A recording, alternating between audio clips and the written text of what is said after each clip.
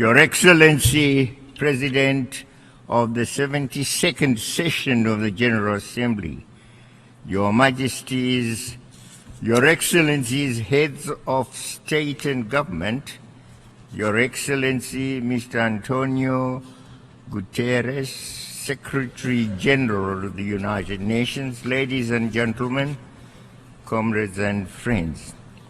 Mr. President, I wish to congratulate you on your election as the President of the 72nd session of the General Assembly, and your predecessor, Mr. Thompson, for his commitment and effort to accelerate the implementation of the Sustainable Development Goals.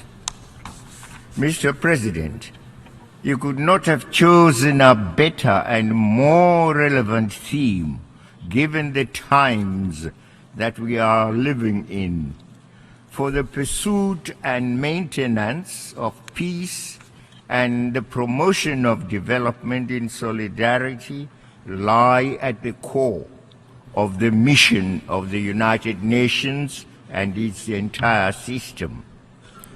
Since the signing of the United Nations Charter 72 years ago, and in subsequent conventions, resolutions and declarations adopted over the decades, member states have sought to actualize the unquenchable human hope for peace, justice and progress. Mr. President, but the current global development agenda differs in significant ways from all those that preceded it. It is ambitious, revolutionary, transformative, universal, and encompassing every single facet of human life. For its success, this agenda demands a radical and unprecedented paradigm shift in every sphere of human life. Mr. President, we cannot halt or reverse the continued destruction of our natural habitat or the rise in global atmosphere temperature without a change in contemporary production and consumption patterns. This has been confirmed by scientific evidence. We cannot halt or reverse the persistent widening gap between the rich and the poor among our nations without deeper international cooperation and genuine reform of the existing inequitable international system. The current system is inherently structured to enrich a few and impoverish the many. It cannot therefore deliver on a key aspiration and watchword objective of the 2030 agenda, that of leaving no one behind. Mr. President, for us in Africa, the current antiquated system perpetuates a historic injustice, one that can never ever be justified today. The 2030 agenda represents new wine, and we call for a new wineskin, lest we ruin the new wine. It is for this reason that I reiterate my country's unflinching support for the African Common Position on Security Council reform, commonly known as the Ezulwini Consensus. Mr. President, the overwhelming majority of us have accepted that we need to reform the current system in order to improve but not destroy it. Nonetheless, the negotiations and process intended to yield the accepted reforms are painstakingly slow. We are left to wonder, justifiably so, whether those who enjoy and sometimes abuse the power and privileges of the current setup are sincere interlocutors in these discussions. Mr. President, it is axiomatic that we harvest what we sow, yet by some strange logic we expect to reap peace. Reap peace when we invest and expend so much in treasure and technology in war. According to the Stockholm International Peace Research Institute, global military expenditure in 2016 amounted to approximately $1.6 trillion. In the same year, according to the Organization for Economic Cooperation and Development, overseas development assistance amounted to approximately $142.6 billion. Those mega investments in ever more lethal weapons and more sophisticated war machinery have not resulted in greater peace or security. Instead, we have witnessed heart-rending suffering and misery and increased mass movements of people fleeing wars and armed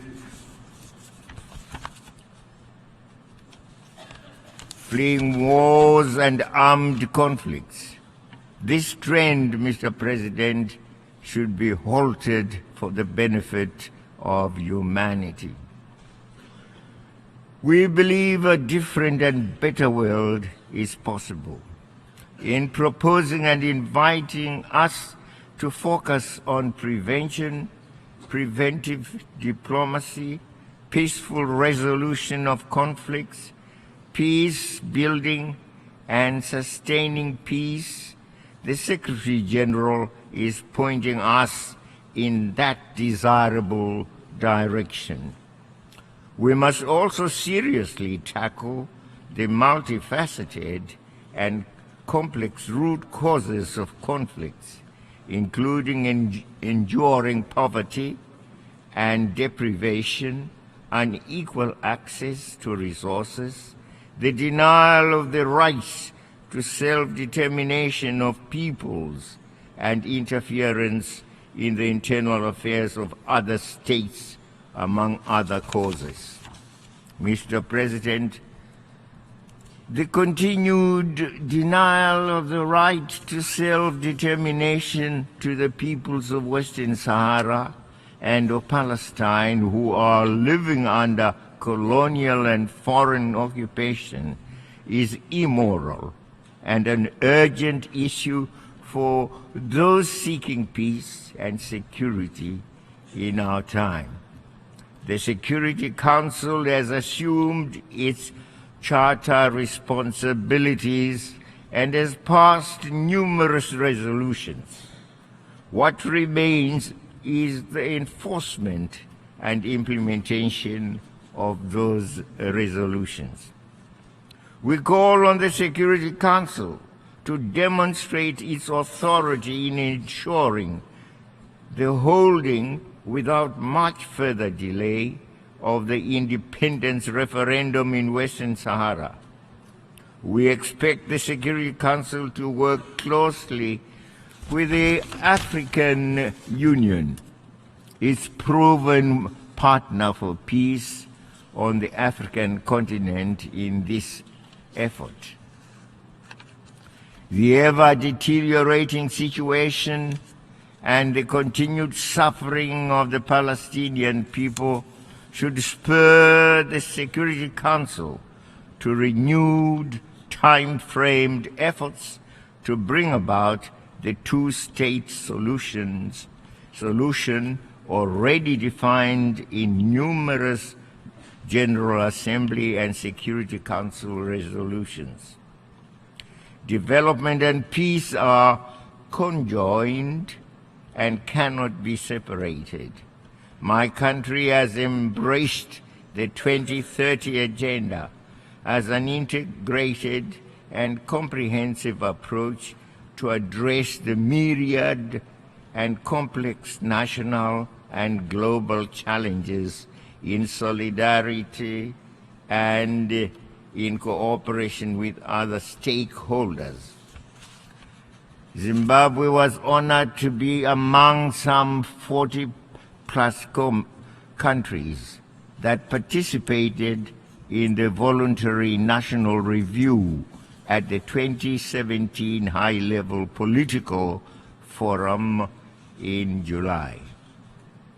We were and still are pleased to share with other countries our experiences and to learn from others their experiences in implementing the Sustainable Development Goals. We recognize the need for beneficial partnerships, both within and outside our national borders. One of our key partners is the United Nations system, with which I'm happy to note we work very closely. I wish in this regard to welcome the Secretary General's initiative to ensure that the support of United Nations country teams will be guided by national priorities.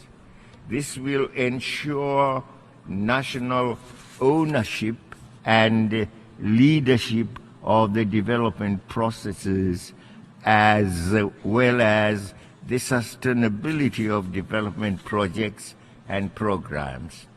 This, Mr. President, is what we are experiencing in Zimbabwe.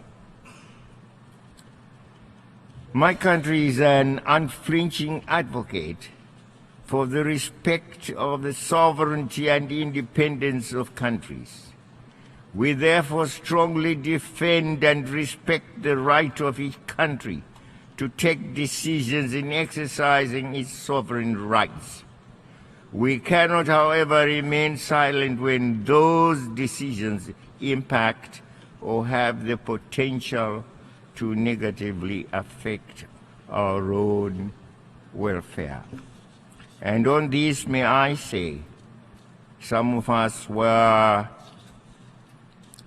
embarrassed, if not frightened, but what appeared to be the return of the biblical giant called Goliath.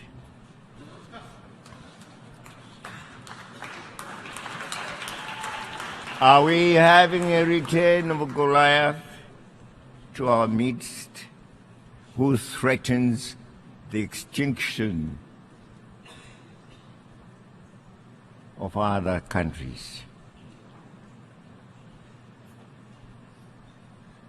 And may I say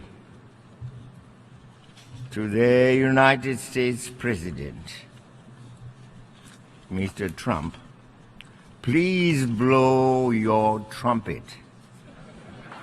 Blow your trumpet in a musical way towards the values of unity, peace, cooperation, togetherness, dialogue, which we have always stood for and which are well written in our very sacred document, the Charter of the United Nations. Upon those values,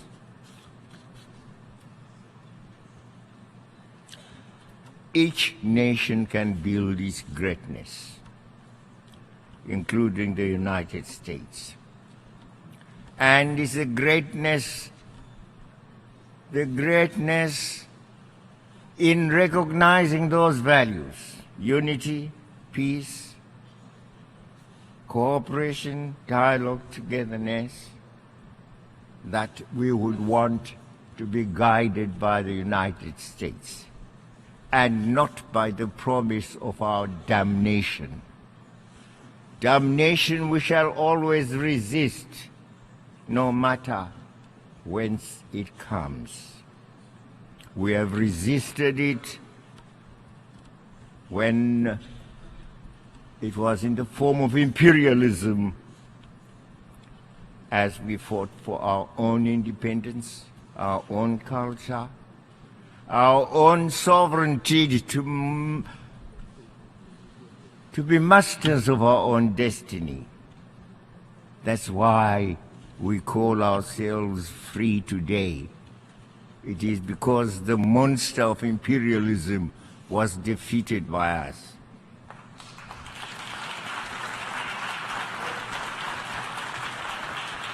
Bring us another monster, by whatever name, he will suffer the same consequences. Mr. Chairman, climate change is a present reality, and so are its effects and impacts. Climate change is global. We cannot remain silent when a major economic power in the world, or any other state for that matter, decides to abandon the Paris Climate Change Agreement. And that's the United States, the great United States, Mr. Trump's United States.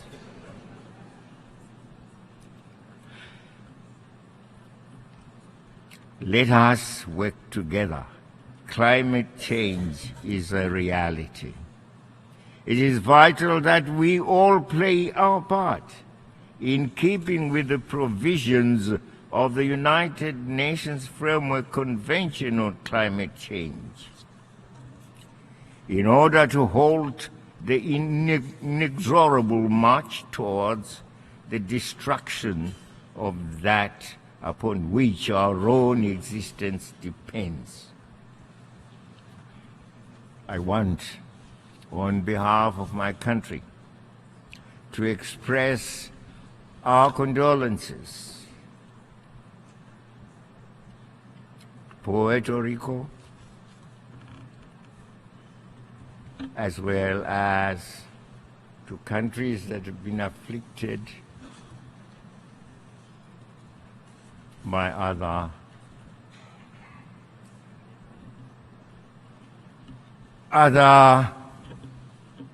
afflictions that have visited them. And there are many in this part of the world. We say so, we are very sorry. And we appeal for the rest of us who have not suffered similar afflictions to go to the assistance of these who have suffered in that very horrific manner.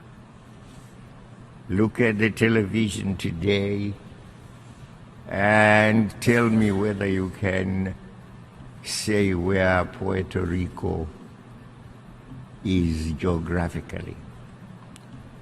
Completely wiped out by a hurricane. We are very sorry. As I conclude my remarks, it is worth reminding each other that the world today, by its very interconnectedness, demands more, not less, solidarity, more, not less, cooperation and dialogue, more, not less, multilateralism. We have brought more and more issues under the global agenda and within the global discourse. This acknowledgement has found expression in the 2030 Agenda and the Sustainable Development Goals. Our survival and progress calls for reinforced solidarity, for partnerships and cooperation, for development in unity, in cooperation, and in peace. This is a call to which we all must respond positively and actively. Zimbabwe is already doing so. I want to thank you.